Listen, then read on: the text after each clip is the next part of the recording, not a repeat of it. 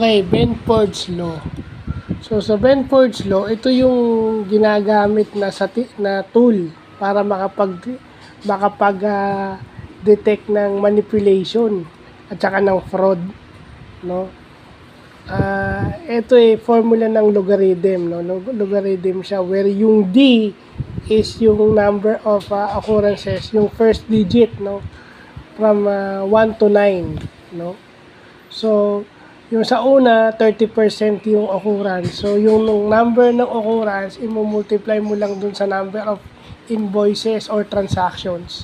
So, ibig sabihin, pag sumobra sa 30% yun, pag sumobra dun sa number na yon, ibig sabihin may fraud.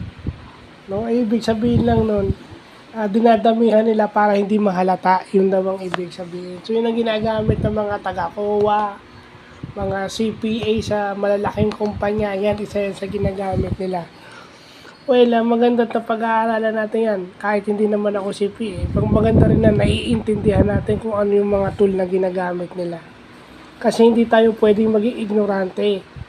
Kailangan, kung nag-a-adjust din sa atin ng ibang mga tao, dapat tayo rin nag-a-adjust sa kanila kung ano yung ibig nila iparating. Hindi pwede na hindi ka makakasakay sa conversation. So, yun lang ang purpose natin. Kasi, mahirap yung masyado tayong nakaano sa trabaho natin. Kung may connection yun sa trabaho natin, lalo na sa company, di ba? Yung materiality, yun ang pinag-uusapan sa finance.